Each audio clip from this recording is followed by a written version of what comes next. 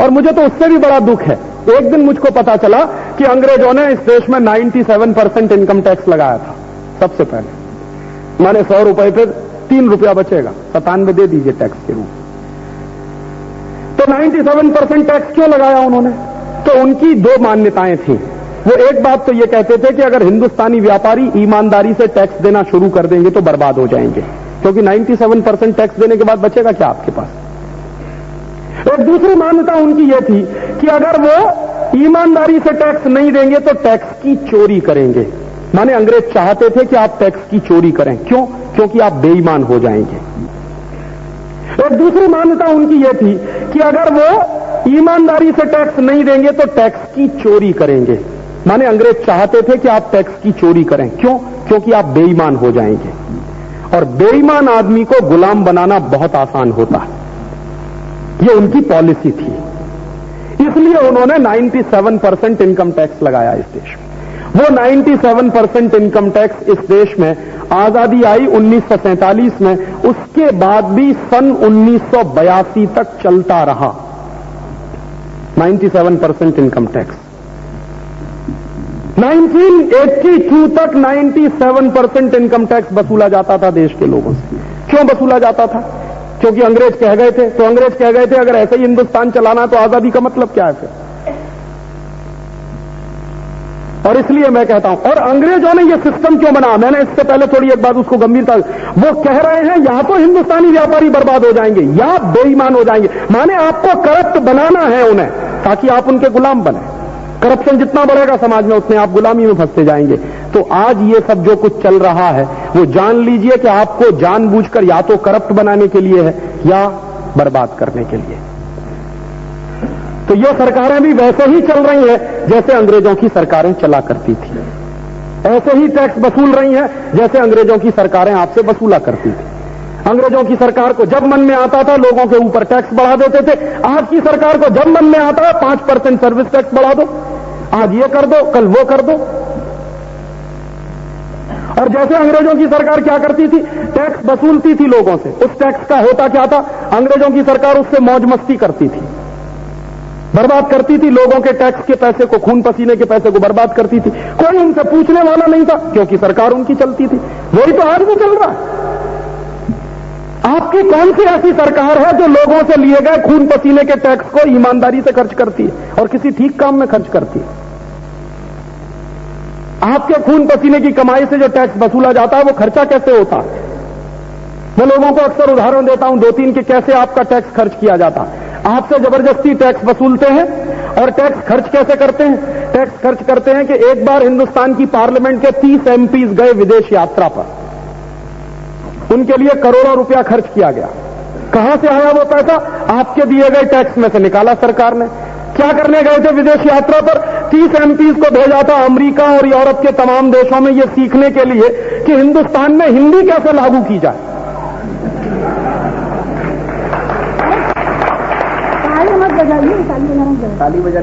मैंने हिंदुस्तान में हिंदी कैसे लागू की जाए ये सीखने के लिए एमपीज गए थे अमेरिका और गए थे यूरोप। करोड़ों रुपया बर्बाद करके आए इस देश के लोगों के खून पसीने की कमाई का। क्या सीख कर आए होंगे ये आप भी जानते हैं, मैं भी जानता हूं, क्योंकि अमेरिका में हिंदी चलती नहीं, यूरोप में हिंदी चलती नहीं, तो क्या सीखेंगे वहां जाकर? एक काम जरूर किया होगा कि अपनी बीवी बच्चों के लिए कुछ खरीदारी करके ले आए होंगे। जो मानसिक गुलामी बैठी हुई है कि इंपोर्टेड माल बहुत अच्छा होता है तो लाके घर भर दिया होगा, और इससे ज्यादा क्या किया होगा इन्होंने? अभी कुछ दिन पहले मैं गोवा में था, 12-13 दिन में गोवा में रहा। गोवा में मेरी एक पब्लिक मीटिंग हुई थी। उस पब्लिक मीटिंग में 2-3 धारासभ्य बैठे हुए थे, एमएलएस बैठे हुए थे असेंबली के। मेरी मीटिंग में व्याख्यान खत्म होने के बाद एक एमएलए ने कहा, राजीव भाई आपसे एक बात कहना चाहता हूं। मैंने कहा कहो। कि नहीं कोने में जाके कहूंगा अकेले में। तो मैंने कहा चलो भाई, क्या ऐसी खास बात है जो कोने में जाके कहेंगे? तो कहने लगा अभी कुछ दिन पहले हमारी सरकार ने हमको सिंगापुर भेजा था। तो मैंने कहा कौन कौन गए थे? कि पूरे एमएलए भेजे थे, अपोजिशन के, पार्टी के, सबको भेज दिया सिंगापुर। क्या करने गए थे? गोवा में ट्रैफिक की प्रॉब्लम कैसे सॉल्व की जाए उसको सीखने सिंगापुर गए थे। माने गोवा के लोगों के खून पसीने की कमाई का टैक्स बर्बाद करने गए थे सिंगापुर। तो मैंने कहा क्या सीख के आए सिंगापुर में? कि कुछ नहीं सीखा। मैंने कहा कुछ तो सीखा होगा, बहाने के लिए, गोवा की जनता को बेवकूफ बनाने के लिए कुछ तो आपने कहा होगा कि हम क्या लेके आए सिंगापुर से। तो उन्होंने कहा कि हम बस इतना ही करके आए कि सिंगापुर में जो ट्रैफिक पुलिस का ऑफिसर है उसकी ड्रेस हमको बहुत अच्छी लगी, वही हम ले आए वहां से। और वो गोवा के ट्रैफिक पुलिस ऑफिसर को उन्होंने पहना दी है। अभी आप कभी गोवा जाइए तो इस समय गोवा का जो ट्रैफिक पुलिस का सिपाही है वो वही ड्रेस पहनता है जो सिंगापुर में ट्रैफिक पुलिस का सिपाही पहनता। उन्होंने मान लिया कि ट्रैफिक प्रॉब्लम सॉल्व हो गई। करोड़ों रुपया बर्बाद किया होगा उस काम के लिए। कैसे आपका टैक्स बर्बाद होता है सरकारों के द्वारा। हिंदुस्तान में कुछ मंत्री हैं जो एक्स मिनिस्टर हो गए हैं, पहले वो मिनिस्टर थे, तो जैसे ही उनका ब्लड प्रेशर हाई होता था रोज हवाई जहाज में उड़ के लंदन पहुंच गए, कभी ह्यूस्टन पहुंच गए, कभी कहीं पहुंच गए। जैसे हिंदुस्तान के सब डॉक्टर मर गए, यहां कोई हॉस्पिटल है ही नहीं, उनका इलाज तो वहीं होगा विदेश में जाके। और ऐसे एक नहीं 57 एक्स मिनिस्टर्स हैं जो अपना इलाज कराने के लिए विदेश गए, जिसमें उन्होंने करोड़ों रुपया डुबो दिया इस देश के लोगों के खून पसीने की कमाई का। हमारे कुछ दोस्तों ने दिल्ली में सुप्रीम कोर्ट में पब्लिक इंटरेस्ट पिटीशन किया है इस मुद्दे पे। तो जैसे ही हम सुप्रीम कोर्ट में गए तो 57 एमपीज के कान खड़े हो गए। बहुत कोशिश की उन्होंने कि ये मत करिए मत करिए मत करिए, डराया धमकाया सब किया। मैंने कहा हमको पता चल गया है, हम करेंगे। देश की जनता को पता तो चले कि तुम कैसे बर्बाद करते हो देश के लोगों का पैसा। और हम लोगों ने एक ही प्रे किया है उनसे कि जो पैसा इन्होंने खर्च किया है अपने इलाज पर वो इनसे वसूलना चाहिए, क्योंकि वो नेशनल मनी है, इनके बाप का नहीं है, इनके घर का नहीं है। तो कोर्ट ने नोटिस इशू किए हैं, और नोटिस इशू किए हैं तो उसमें कुछ होने की संभावना है। और होने की संभावना है तो एक दिन आपको पता चलेगा कि हिंदुस्तान में ऐसे 57 नेता हैं जो अपना इलाज के लिए करोड़ों रुपया बर्बाद करके आए हैं विदेशों में। ऐसे आपका पैसा बर्बाद करते हैं ये, जो आप टैक्स के रूप में इनको देते हैं। और ये सरकार पता है कैसी है। मैं अक्सर एक गंभीर बात कहता हूं लेकिन मजाक में कहता हूं उसको। हिंदुस्तान में एक शराबी पति जैसा व्यवहार करता है वैसे भारत सरकार व्यवहार करती है। शराबी पति क्या कहता है? शराबी पति कहता है अपनी पत्नी से कि आज पैसा दे दे, कल से पीना छोड़ दूंगा।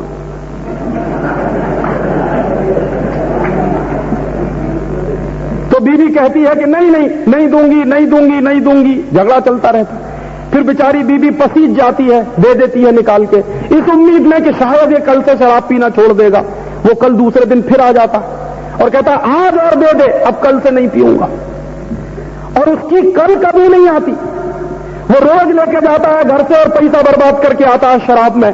हिंदुस्तान की सरकार की यही हालत है। वो क्या कहती है? आज दे दो 31 दिसंबर तक, कल से नहीं मांगेंगे आपसे। क्या है ये VDIS? एक शराबी पति जिस तरह अपनी बीवी से पैसा निकालता है, ठीक वही हालत में भारत सरकार आपसे पैसा निकालने के लिए VDIS चला रही है कि बस 31 दिसंबर तक दे दो, फिर नहीं आएंगे आपके दरवाजे पर। कोई गारंटी नहीं है। जैसे शराबी पति का भरोसा नहीं किया जा सकता, वैसे ही इस सरकार का भरोसा मत करिए आप। कोई गारंटी नहीं है कि 31 दिसंबर तक आपने निकाल के दे दिया तो 1 जनवरी को फिर आपकी छाती पे आके ना खड़े हो जाए कि अब दे दो हमको फिर दोबारा। ये ऐसे ही करने वाले क्यों जानते हैं? शेर के मुंह में जब आदमी का खून लग जाता है तो आसानी से आदमी का शिकार नहीं छोड़ता। इन सरकारों के मुंह में खून लग गया है आपके मुफ्त के पैसे की कमाई पर तागड़ धिन्ना करने का। ये सरकारों के मंत्रियों को अगर टैक्स देना पड़ता ना, एमपीज को टैक्स देना पड़ता तो उनको पता चलता कि दर्द क्या होता है। आपने कभी सुना है किसी अखबार में कोई खबर आई है कभी? मैं आपको चैलेंज कर रहा हूं इस बात के लिए, कोई पत्रकार बैठा हो तो उसको भी मैं चैलेंज कर रहा हूं कि आजादी के 50 साल में इनकम टैक्स वाले हिंदुस्तान के किसी नेता के घर में गए हैं? आपने कभी सुना? आजादी के 50 साल में एक नेता थे जिनकी मृत्यु हो गई।